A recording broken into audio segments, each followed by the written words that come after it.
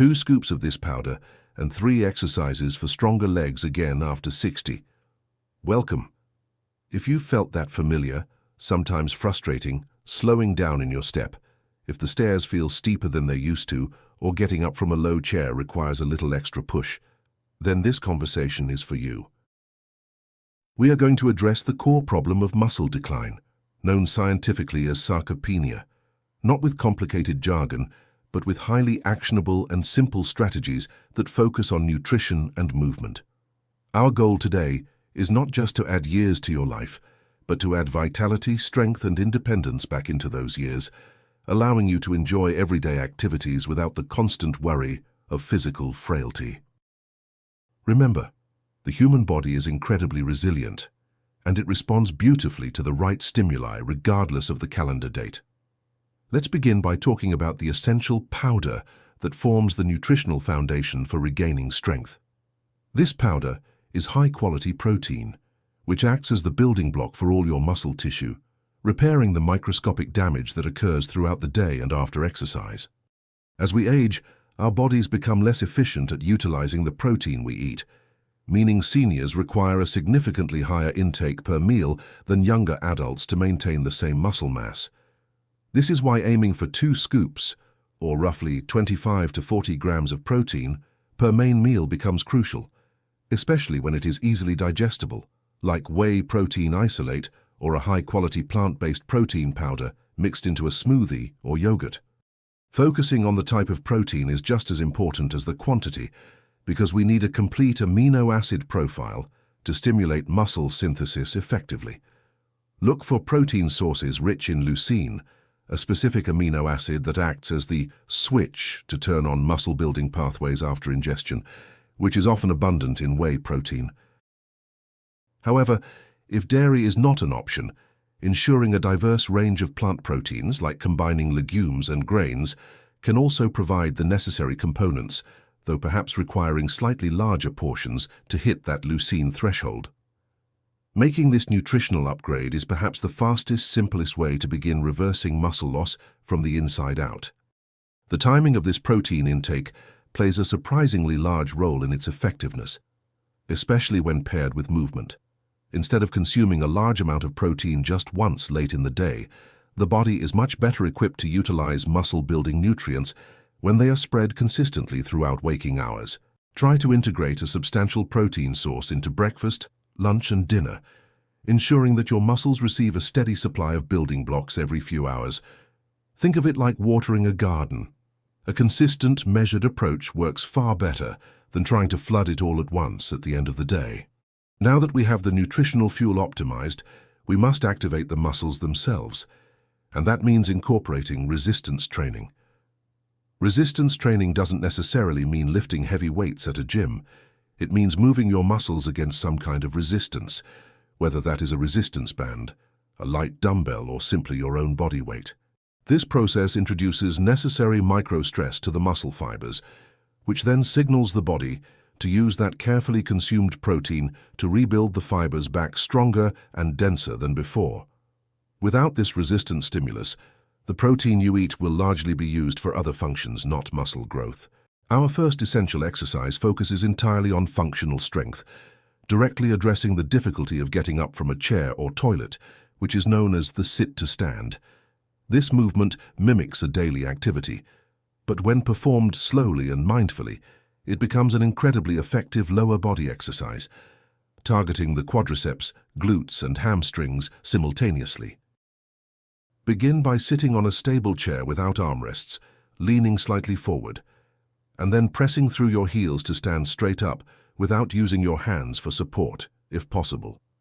Once standing, the critical part of the sit-to-stand exercise is the controlled descent back down to the chair, making it last a slow count of 3 or 4 seconds. Lowering yourself slowly, the eccentric phase of the movement, is actually where the most significant muscle strengthening occurs, providing a massive benefit for fall prevention and improving knee stability. Aim for 3 sets of 8 to 12 repetitions, focusing on perfect form over speed, ensuring that your knees track directly over your ankles without collapsing inward.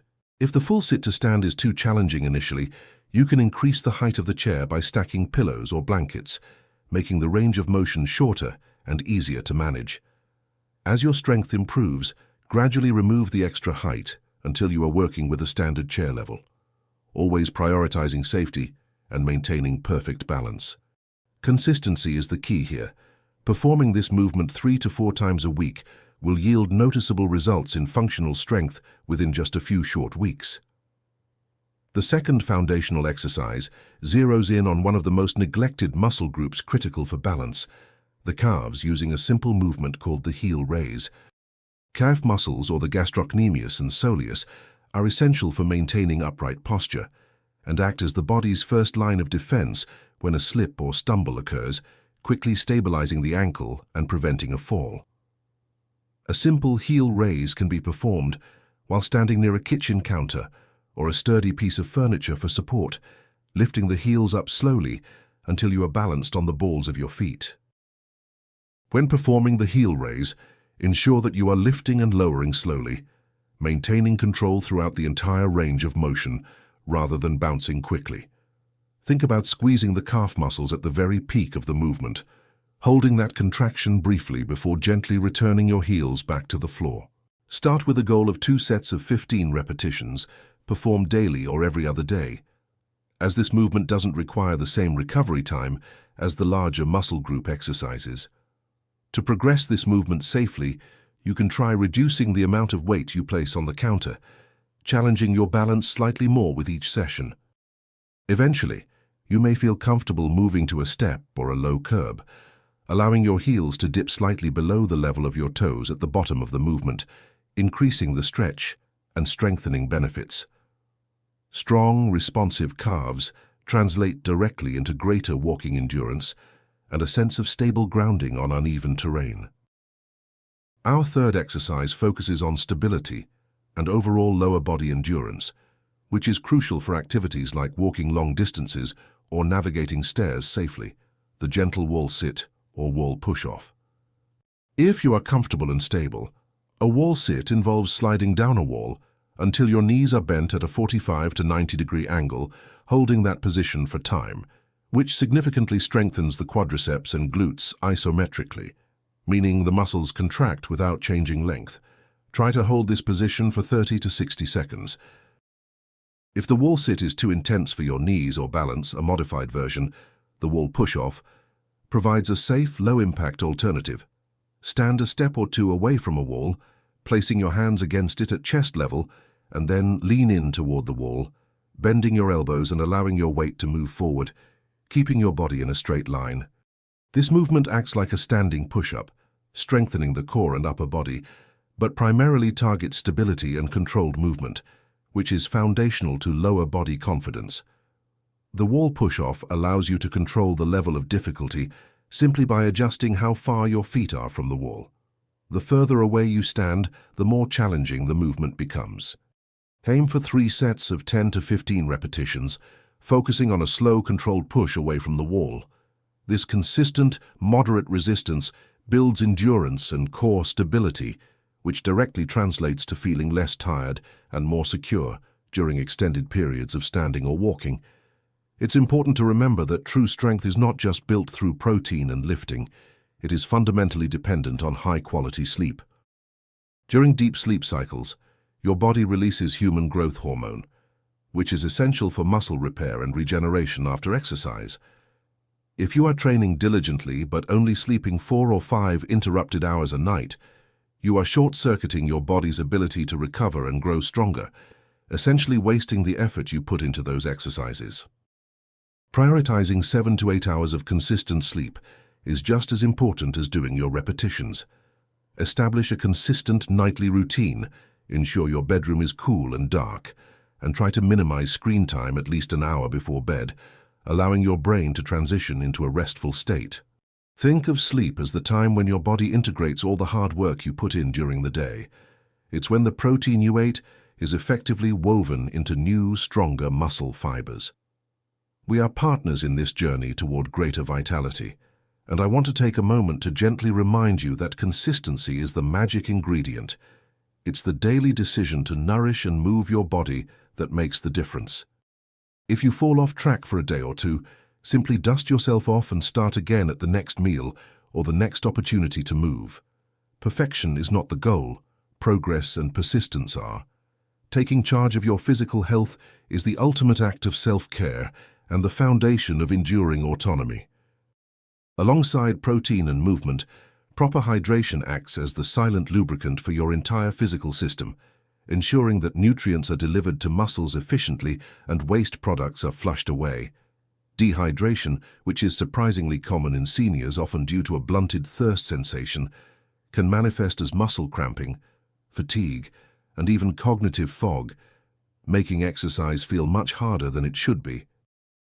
The simplest rule is to drink water consistently throughout the day, even if you don't feel acutely thirsty.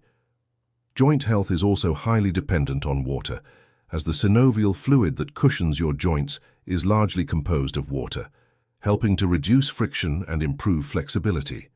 Adequate hydration can also soften stools and support kidney function, contributing to overall physical comfort and reducing inflammation.